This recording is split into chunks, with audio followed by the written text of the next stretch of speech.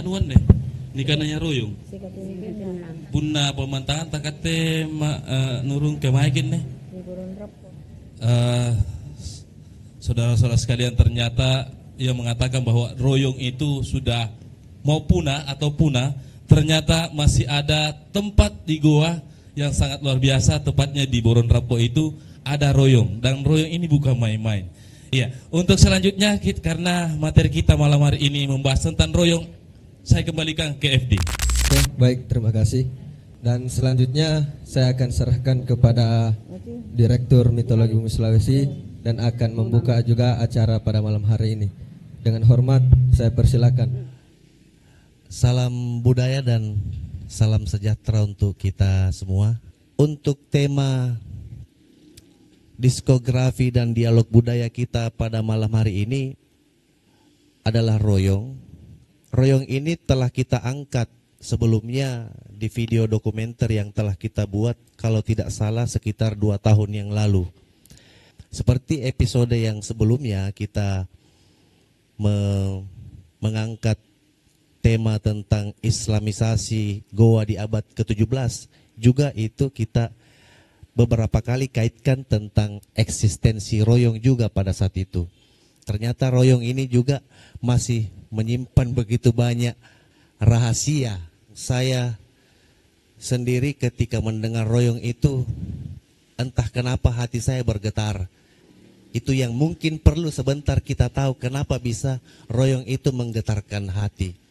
Tapi sebelum kita memulai dialog dan diskusi pada malam hari ini, pertama-tama saya kembali menyampaikan bahwa diskografi dan dialog budaya pada malam hari ini adalah bentuk kerjasama tim Mitologi Bumi Sulawesi itu dengan Kementerian Pendidikan Kebudayaan, Riset dan Teknologi, Dana Indonesiana, dan Lembaga Pengelola Dana Pendidikan Republik Indonesia, di mana Mitologi Bumi Sulawesi ini juga di bawah naungan Yayasan Budaya Bugis Makassar.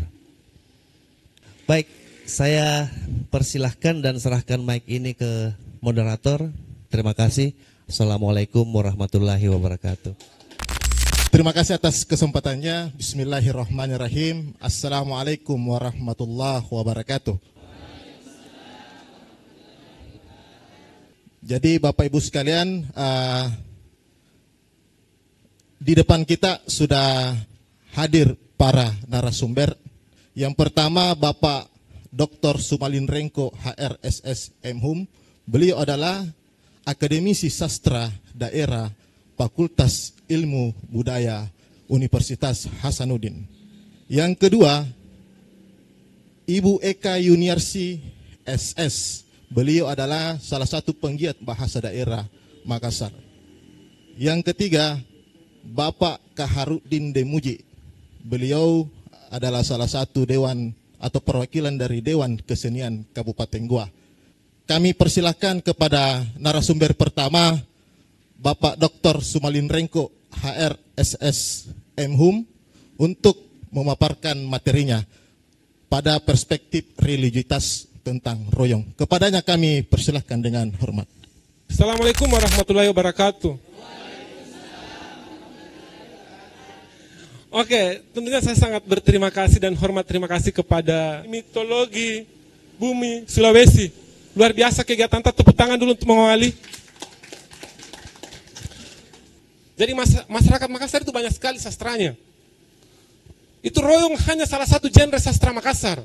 Banyak genre sastra Makassar yang lain. Secara umum sama dengan karya sastra dunia.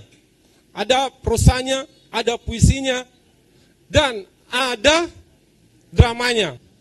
Royong di sini sangat unik. Penanakan tahu tenamenton latena. Jadi royong ini adalah salah satu sastra Makassar yang isinya liris. Kenapa dikatakan liris? Karena dinyanyikan, dilantunkan dengan penuh kasih sayang terkait dengan religiusitas. Apa yang dikatakan religiusitas? Dikata religi.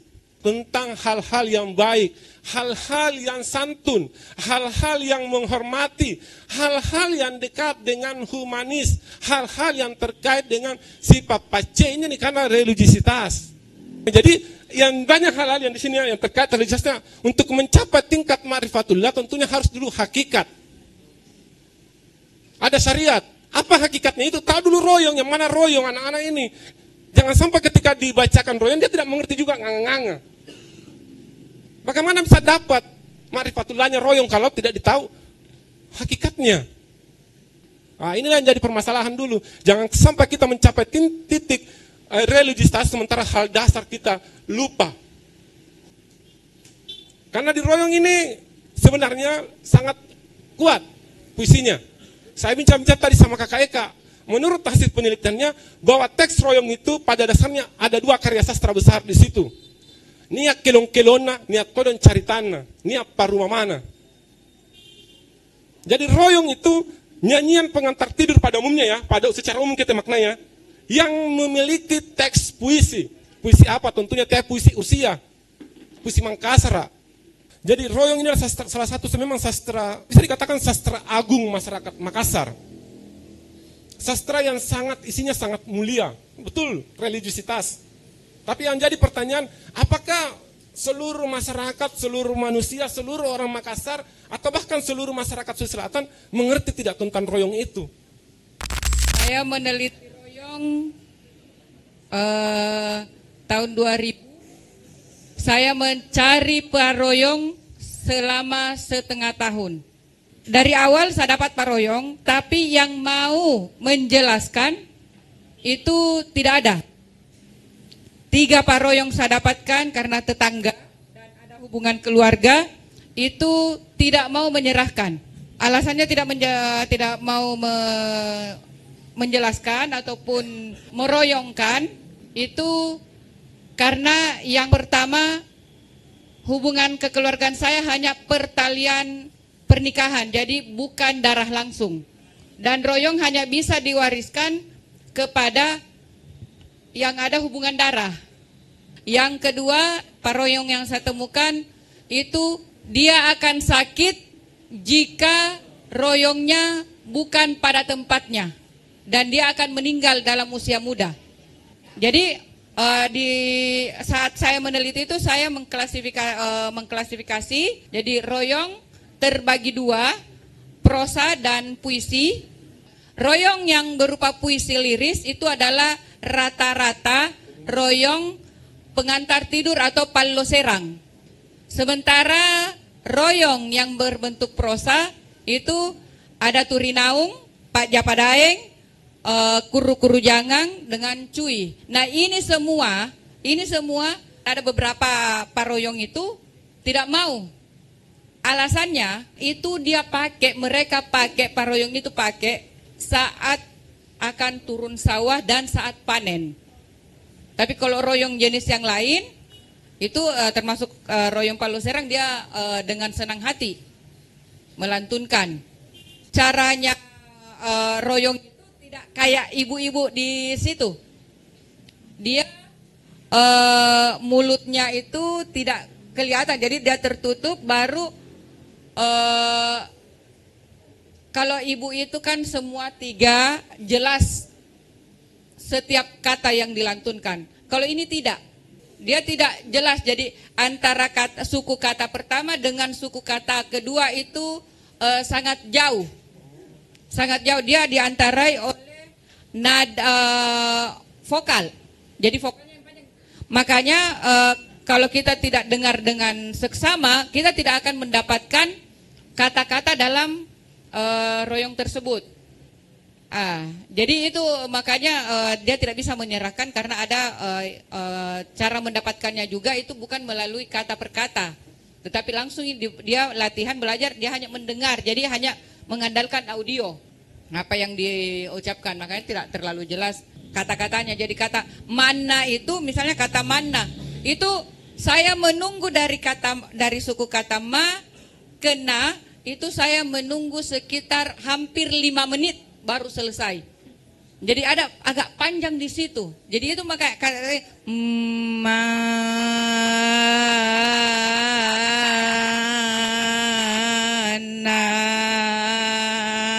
Jadi seperti itu. Dia sudah ditutup mulutnya, tidak pakai mic, tidak pakai ini panjang lagi. Jadi dia agak ini sulit ditemukan memang kata kalau kita tidak dengar dengan baik. Kalau menurut saya royong itu dia istana sentris. Makanya royong-royong yang ini tidak terlalu populer. Royong ini tidak sepopuler Kelong, karya sastra Kelong. Royong itu adalah karya sastra, bukan kesenian. Kenapa? Karena royong itu media utamanya adalah bahasa. Nanti dikatakan kesenian ketika dia lebih menonjolkan seninya. Sementara di sini dia adalah medianya adalah bahasa. Walaupun tidak ada alat musiknya, dia bisa jadi. Royong, klasifikasi royong itu terbagi dua secara garis besar, puisi dengan prosa. Yang berbentuk puisi itu rata-rata kelom palo serang. Makanya itu jelas biasa pengucapannya karena dia ada makna, ada nilai-nilai pendidikan dan ada nilai religiusitas di dalamnya. Kemudian yang berbentuk prosa itu dia ada tadi saya katakan cuy. Kalau cuy ini dia sudah ada pengaruh Islam di dalamnya. Dia sudah ada pengaruh Islam di dalamnya karena teksnya cuy manribas si kayu-kayu menuntung ambangi antama risafa amalo rimarua. Jadi seperti itu, jadi nama-nama tempat yang ada di tanah suci dan seperti melakukan perjalanan haji. Itu kalau cuy. Dan saya lihat juga kalau berdasarkan di Makassar Kristomatik yang ditulis oleh Mates, itu royong, nama-nama royong itu diambil berdasarkan kata pertama dari teks royong itu. Jadi dinamakan cuy karena kata awalnya adalah cuy. Oke, saya kira cukup sekian yang bisa saya sampaikan hari ini, malam ini. Terima kasih. Assalamualaikum warahmatullahi wabarakatuh. Dari apa yang saya paham, sesungguhnya royong itu dalam milik rakyat jelata. Adalah doa-doa yang disampaikan oleh rakyat jelata. Kemudian yang dia kenapa Bu? Tidak ada yang paham bahasanya karena dia sendiri yang paham dengan tuannya. Contohnya tadi kita bahas cuy. Cuy itu adalah sebuah doa di waktu anak lahir. Di alinea kedua orang bicara tentang doa kebahagiaan pada anak itu. Maka diberikanlah anak untuk sebuah perjalanan hidupnya demi kebahagiaanmu. Maka bahagialah kamu dan jangan lagi ada air mata. Yang kedua, royong sebenarnya setelah pasca tahun 1320 menjadi sebuah hal yang sangat tertutup oleh kerajaan. Karena dianggap hanya orang-orang yang ngasih ratang yang bisa melakukan itu. Artinya orang sudah terpatri di otaknya bahwa royong itu tidak boleh dilakukan oleh rakyat jelata lagi. Sekarang saya melihat perubahan royong dan lagu Kelong itu berubah drastis, apalagi dengan munculnya lagu-lagu pengantar tidur bagi artis. Yang paling menjadi tren hari ini adalah seorang stand up komedi dari Makassar, namanya Musdalifah, menyanyikan lagu anaknya, Linting Daun. Ada yang tahu lagunya ini Linting Daun tidak? Ada yang anak muda tahu? Jangan sampai pelaku. Lagu Linting Daun itu adalah sebuah lagu yang disusun oleh pemakai ganja, narkoba, dan lain sebagainya. Dan si anak Musdalifah ini dinyanyikan. Majelis Ulama menyampaikan bahwa kau salah mengajar anakmu karena motorik anak-anak ini kalau 1 sampai 7 tahun, apa yang kau sebut itu yang akan muncul di dalam otaknya. Yang terakhir, kehidupan masyarakat gua sebenarnya Pak Dokter itu tidak pernah lepas dari royong. Mulai dari dia lahir, terus nisunnaki, terus masuk remaja, setelah itu masuk lagi 17 tahun, akhirnya dia menikah, hamil 7 bulan. Lalu kemudian dia pada saat 80 tahun juga dia akan diroyongkan. Seperti itu. Nah, memang agak sulit kita menemukan paroyong yang mau menjelaskan apa Tunukana sebenarnya. Sekarang saya mengartikan bahwa paroyong itu adalah artis yang kita seolah-olah kenapa royong ini hilang? Karena memang artisnya sudah mulai kurang. Semestinya pemerintah mudah-mudahan rekomendasi dari pertemuan hari ini Kementerian Pendidikan melalui Dirjen Kebudayaan akan menjadikan salah satu muatan lokal pada sekolah yaitu adalah budaya dan tradisi masyarakat lokal di kabupaten bersangkutan. Saya kira itu mudah-mudahan ini menjadi pemantik saja. Banyak hal yang harus kita diskusikan. Demikian, terima kasih. Assalamualaikum warahmatullahi wabarakatuh. Tanrindra ponade, tanrindra ponade, tanrimpa dingko lengan nama ledo.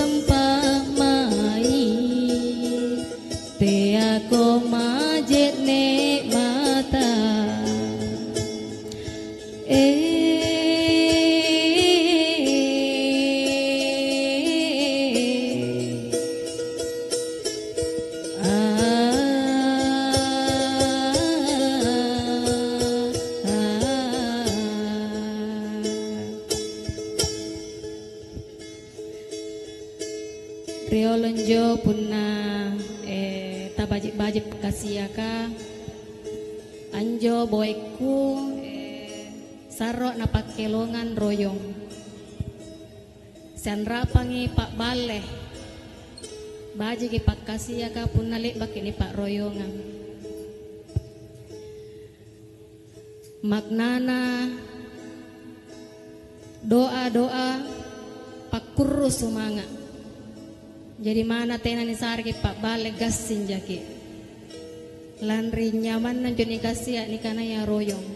Baik, langsung saja yang mau bertanya bisa Bapak yang kacamata ya. Yang... Baik, bismillahirrahmanirrahim. Assalamualaikum warahmatullahi wabarakatuh. Saya mungkin lebih kepada apa langkah-langkah yang seharusnya kita lakukan sebagai generasi muda untuk merealisasikan makna-makna yang tersirat dalam budaya royong tersebut gitu. Sekian dari saya. Assalamualaikum warahmatullahi wabarakatuh. Ya, terima kasih Pak Evan ya dari Ekspedisi Poso Negeri. Assalamualaikum warahmatullahi wabarakatuh. Satu, sebenarnya ini acara bagus sekali ya buat teman-teman dari Mitologi Bumi Sulawesi. Ini skopnya sudah ada Kemendikbud. Seharusnya sih dinas terkait harus ikut ambil bagian dalam acara ini karena saya rasa dengan keikutsertaannya dinas tersebut bisa memberi suasana baru dalam kebudayaan khususnya di Goa. Karena kebetulan Goa merupakan sentral kebudayaan dari suku Makassar. Pertama ini, apakah jenis sastra lisan ini bisa dijadikan salah satu mata pelajaran di sekolah, khususnya tingkat sekolah dasar, SMP, SMA. Kedua, apa perbedaan royong, dondo, lele? Karena ketiga ini semua masuk sastra lisan. Ketiga, apakah bisa royong ini dipelajari oleh generasi Z saat ini? Yang keempat, apakah bisa royong ini ditampilkan di acara-acara selain acara gaukang atau kalompoang? Sekian, tabe, salamaki, naki para salama. Tantangan yang paling besar dalam melestarikan budaya pitutur atau budaya lisan atau sastra lisan adalah bagaimana mempertahankan keaslian atau kemurnian daripada tradisi tersebut agar kemudian royong ini teks dan nadanya tidak hilang di telan zaman. Pada dasarnya negara sangat mendukung. Payungnya jelas, Undang-Undang Pemerintahan Budaya. Terus peraturan gubernur Perda tahun 2003 yang jadi permasalahan ketika turun di akar rumput itu mentak termasuk keterlibatan kelompok-kelompok penggiat seni ini. Di mana? Sampai saat ini untuk bisa dipertahankan, untuk bisa dimakmurkan secara khusus royong ini, kita di Sulawesi Selatan ini ibarat ayam kehilangan induk. Kenapa? Bahasa Makassar, bahasa Bugis, dan bahasa Toraja tidak ada cantolannya di Dapodik. Akhirnya apa? Akibatnya apa? Pembelajaran bahasa daerah termasuk seni, sastra lokal, seni pertunjukan lokal, seolah-olah nebeng di pelajaran tertentu. Prakarya kah? Bahasa Indonesia kah? Sastra lisan hampir sama dengan tadi penjabaran pertanyaan pertama dari Kakak Evan ya. Bahwa langkah-langkah apa yang bisa dilakukan? Jelas. Secara formal, pembelajaran ini tanpa alasan seperti harus di Jawa, di Pulau Jawa dan Bali. Baik Kementerian Agama harus mulai dari madrasah ibtidaiyah, madrasah sanawiyah, swasta maupun negeri hingga alia harus belajar bahasa Makassar di sekolah seperti mana di Jawa. Pada dasarnya secara genre jelas, secara fungsi berbeda ya pelakunya. Yang pertama, siapa yang menyanyikan? Untuk apa dan di mana panggungnya siapa? Kalau sudah jelas terjawab itu akan bisa dikategorisasi masing-masing. Bisakah dipelajari di Goa ini? Atau di Sulawesi Selatan secara khusus di budaya-budaya yang pemakai ibu bahasa Makassar? Why not? Kenapa tidak? Jelas payungnya. Tapi tidak terjadi. SMKI karawitannya bagaimana saat ini yang katanya hanya 7 di Indonesia. Ada apa dengan karawitannya sekarang Goa? Apakah bisa dilantungkan di acara-acara? Why not? Tidak ada masalah. Kesenian pertunjukan apapun bisa dilaksanakan itu dengan lihat konteksnya. Apalagi dan tika, lalu kita tengaru dan tika na papak buntingan. Nyatonya kelem buntingan ne poin para sekali nih. Para panan jo, angaru na papak buntingan. Nake kutogur ki kakak kotor pote-pote we nanganda tan panu karu-karui. Kodi ini dia. Kisare kelem pakio bunting. Bagaimana kelem pakio bunting ah? Saya diroyongkan oleh nenek saya dan nenek saya sudah meninggal. Nadanya kurang lebih seperti ini. Oh tinro mi anakku, si tinro an sumangana. Dan kalimat-kalimat ini saya dengar pada saat saya masih kecil. Dan hari ini saya sudah tidak mendengarnya. Itu mungkin pertanyaan saya. Gerakan apakah bisa organisasi-organisasi bisa memberikan pengetahuan atau kaderisasi generasi hari ini untuk melestarikan budaya royong dan sebagainya. Itu mungkin dari saya. Sekian, wassalamualaikum warahmatullahi wabarakatuh. Yang saya mau tanyakan, sebenarnya ini asal usul royong itu seperti apa? Ada beberapa artikel juga yang saya baca, royong itu dia turun sejak zamannya Tumanurung yang dinyanyikan oleh dayang-dayangnya. Dayang-dayang itu 2 orang. Mungkin itu pertanyaan saya. Asal usulnya versinya memang seperti apa yang asli? Terima kasih. Asal usul royong, sejarah royong ini sampai sekarang saya rasa masih simpang siur. sejarah pertama yang saya dapatkan dari Bapak Sirajuddin Dembantang, itu narasumber saya pertama.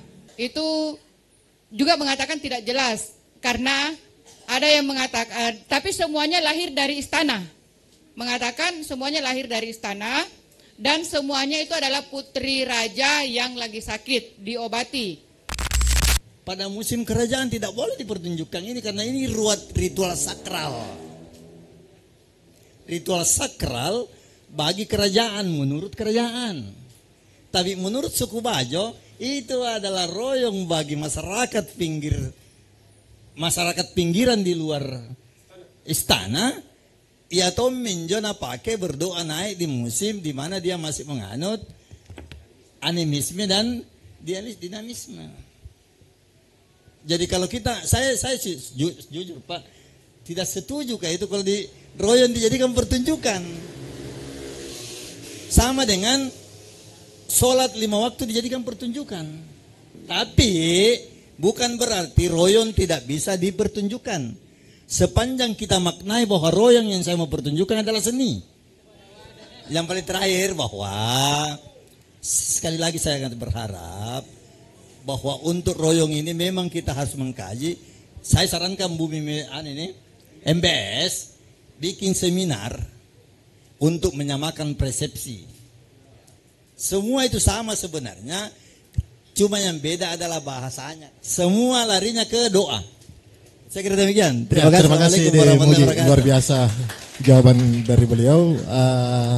Dan langsung saja ya kita buka sesi tanya jawab sesi kedua.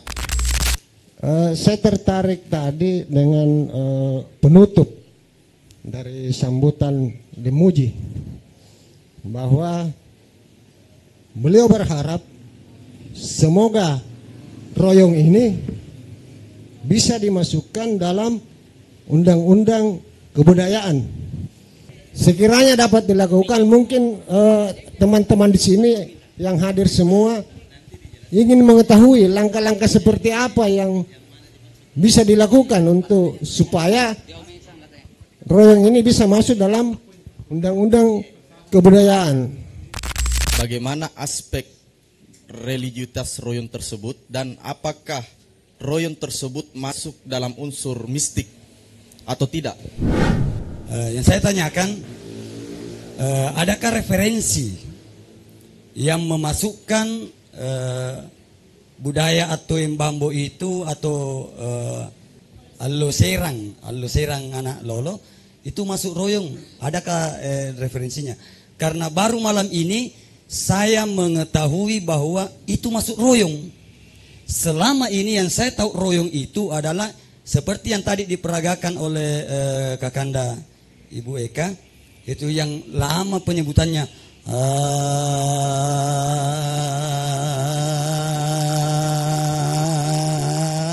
dan seterusnya, panjang. Nah, itu. Langsung saja pertanyaan saya, bagaimana sakralitas royong saat ini? Karena sependek pengetahuan saya hanya dilakukan oleh kalangan bangsawan. Dan ketika semua bisa dilantungkan royong, di mana letak ke sakralitasnya itu? Sekian dan terima kasih. Wassalamualaikum warahmatullahi taala wabarakatuh. Ya, saya sangat ingat kemarin di tahun 2021 itu saya ke Cikuang. Saya sebenarnya tidak tahu budaya di orang-orang Cikuang, tapi karena keberadaan mitologi bumi Sulawesi ini, kemudian menginisiasi saya, membuat saya kembali ke daerah Cikuang untuk kedua kalinya. Dan saya alhamdulillah bisa membuat video dokumenter yang meskipun mungkin tidak mirip dengan apa yang dilakukan oleh mitologi bumi Sulawesi, tapi saya terinspirasi dari video tersebut. Ini menunjukkan bahwa keberadaan media menjadi salah satu faktor penting di mana budaya itu dilestarikan dengan baik. Sharing dari Pak Syahrir tadi, jurnalis dari media online di sekitaran Sungguh Minasa. Pada dasarnya royong sudah masuk di kekayaan Tabenda ya. Saya lupa tahun berapa, saya pernah baca itu bahwa ada beberapa wahana sastra lisan Makassar, khususnya di Goa, sudah masuk, salah satunya itu royong. Sudah diakui keberadaannya itu Pak. Oke, saya pindah ke Kakak Fajar, pelajar dari Bajeng. Hampir sama dengan pertanyaan dari Kakak Arif Hidayatullah. Di mana sih posisi sakralitas atau religiusitas teks royong itu? Untuk menjawab pertanyaan itu, saya ingin menyampaikan teks Kelong Angin Mamiri. Kita membayangkan dulu teks Angin Mamiri, walaupun tidak dinyanyikan sama Dentika. Angin Mamiri kupasang. Kita seolah-olah di situ berdialog. Teks itu berdialog. Ketika Hamsa Pansuri mengatakan hanya batu juga bisa berdoa kepada Tuhannya. Ketika masyarakat Goa memiliki sungai yang bernama Jenek Berang, itu juga salah satu sakralitas toponimi. Bahkan gunungnya masyarakat Goa dan sekitarnya, itu juga dengan kata Gunung Bawah Karang itu adalah teks yang sangat sakral itu Dentika.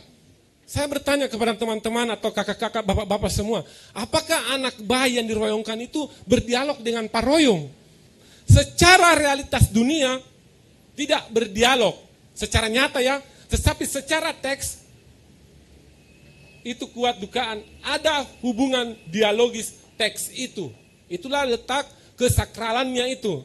Ada jadi dari pertanyaan Ustaz Yahya.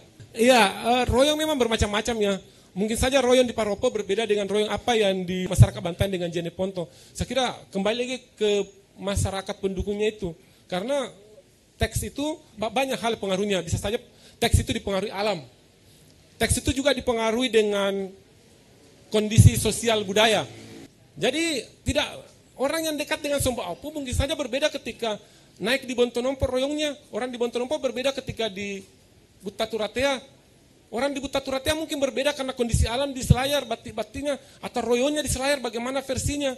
Makanya ketika kita berbicara royong agak susah ketika pakemnya yang mana. Karena setiap masyarakat memiliki stratifikasi sosial berbeda. Sakralitas pada royong sebenarnya itu sudah terjadi saat lahir. Saat lahir gitu royong itu sudah sakralitasnya ada. Nanti setelah perlakuan pada royong itu seperti yang dikatakan Ustaz saya tadi, apa namanya Jo? Apa rina sengan asulu giri jalurna dianggap royong boleh dipentaskan. Itu pasti hilang sakralitasnya. Royong sepanjang kita mau memaknai itu adalah seni, silahkan saja dipentaskan. Tapi kalau kita mau kembali pada asal muasal kenapa royong ada, saya bukan berarti tidak pernah diroyongkan. Tapi yang paling penting yang paling penting begini, royong ini tidak boleh hilang. Karena saya sepakat Pak Direktur tadi sebenarnya tidak hilang Ji.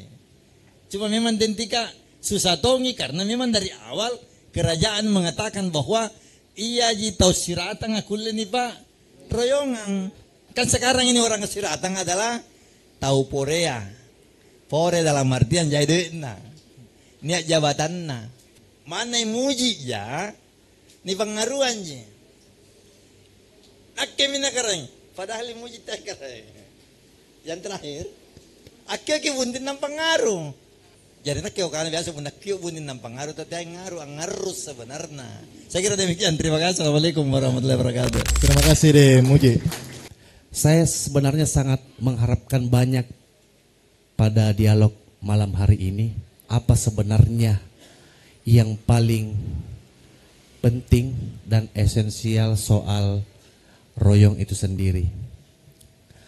Ada dua hal yang paling kita harapkan.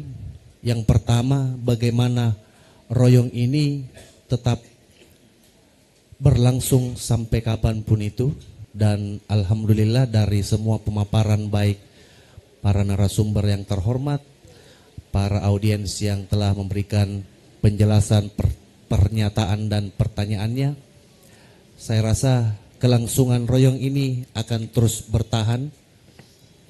Dan yang kedua, soal religiusitasnya.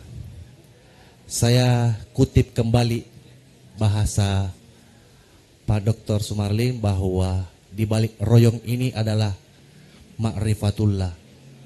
Benar juga itu dan saya sangat sepakat.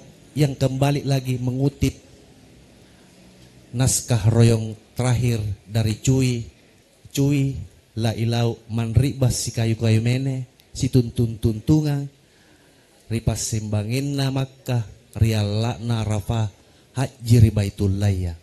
Berarti ini adalah ma'rifatullah. Itu adalah yang disampaikan Royong. Dan mungkin alhamdulillah malam ini kita telah sepakati Royong ini bukan semata-mata hanya tradisi biasa. Terakhir, sebagai closing statement yang diminta oleh moderator, saya selalu mengutip juga dari slogan kami, Poterang yang ada kari sememangana. Semoga ini akan menjadi impian dan pencapaian kita ke depan. Wabillahi taufik wal hidayah. Assalamualaikum warahmatullahi wabarakatuh.